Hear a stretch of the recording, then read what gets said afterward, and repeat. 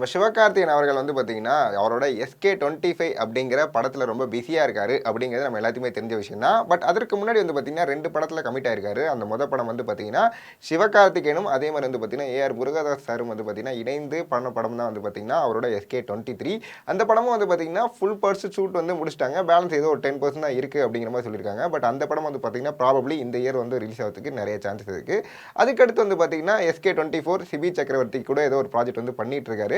But இந்த படம் வந்து பார்த்தீங்கன்னா எந்த அப்டேட்டும் வரதில்ல. அதே மாதிரி வந்து பார்த்தீங்கன்னா இந்த படம் ரைட்டிங்ல இருக்கா இல்லை ஷூட்டிங்ல இருக்கா அப்படிங்கிற அளவுக்கு வந்து பார்த்தீங்கன்னா நிறைய பேருக்கு ஒரு கன்ஃபியூஷன் இருந்துட்டு இருக்கு. அது மட்டும் இல்லாமல் அந்த படத்தில் ஃபீமேல் லீடாக வந்து பார்த்தீங்கன்னா ராஷ்மிகா மந்தனா வந்து பண்ணுறதுக்கு நிறைய சான்சஸ் இருக்குது அப்படிங்கிற மாதிரி சொல்லிட்டு இருக்காங்க.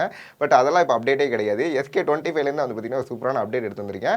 SK25 வந்து பார்த்தீங்கன்னா இப்போ அந்த படத்தில் வந்து ஒரு ஒன் ஷூட் வந்து முடிச்சிருக்காங்க. ஜெயம் ரவி சாரும் அதே மாதிரி வந்து பார்த்தீங்கன்னா சிவகார்த்திகேயன் சாரும் கிட்டத்தட்ட 10 டே ஷூட் வந்து விராப் பண்ணியிருக்காங்க அப்படிங்கிற மாதிரி வந்து சொல்லியிருக்காங்க. அது மட்டும் இல்லாமல் SK25ல வந்து பார்த்தீங்கன்னா எல்லாருமே கெட்டப் சேஞ்ச் அப்படிங்கிறது ரொம்ப டிஃப்ரெண்ட்டாக இருக்குது. இந்த 90s 80s பீரியடில் இருப்பாங்க பார்த்தீங்களா, அந்த மாதிரி ஒரு கெட்டப்பில் தான் வந்து எல்லாருமே இருக்காங்க. அப்படிங்கிறதுனால எல்லாரோட கெட்டப்பும் ரொம்ப டிஃப்ரெண்ட்டாக இருக்குது. அதே மாதிரி வந்து பார்த்தீங்கன்னா சிவகார்த்திகேயனோட தம்பியை வந்து யார் ப்ளே பண்ணுறா அப்படிங்கிறது நம்ம எல்லாத்தையுமே தெரிஞ்சிச்சு. அதர்வா சார் தான் வந்து ப்ளே பண்ணுறாரு.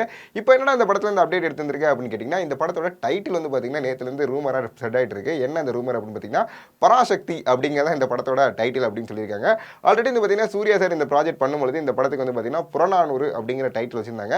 பட் இப்போ வந்து பார்த்தீங்கன்னா பராசக்தி அப்படிங்கிற பேர் தான் அப்படிங்கிற மாதிரி வந்து பார்த்தீங்கன்னா நிறைய பேர் ட்விட்டர்லையும் சரி அதே மாதிரி இன்ஸ்டாகிராம்லையும் சரி ரொம்ப ட்ரெண்டிங் பண்ணிட்டு இருக்காங்க அப்படின்னு சொல்ல முடியுது. அது மட்டும் இல்லாமல் மீம்ஸில் எப்படி வந்து பார்த்தீங்கன்னா பராசக்தி ஹீரோடா அப்படின்னு ரஜினி சார் ஒரு சிவாஜி படத்தில் சொல்லுவார் பார்த்தீங்களா, அதே மாதிரி வந்து பார்த்தீங்கன்னா அங்கே சிவகார்த்திகேயன் ஃபேஸை கட் பண்ணி பராசக்தி ஹீரோடா சிவகார்த்திகேயன் அப்படிங்கிற அளவுக்கு வந்து பார்த்தீங்கன்னா நிறைய பேர் ட்ரெண்ட் பண்ணிட்டு இருக்காங்க.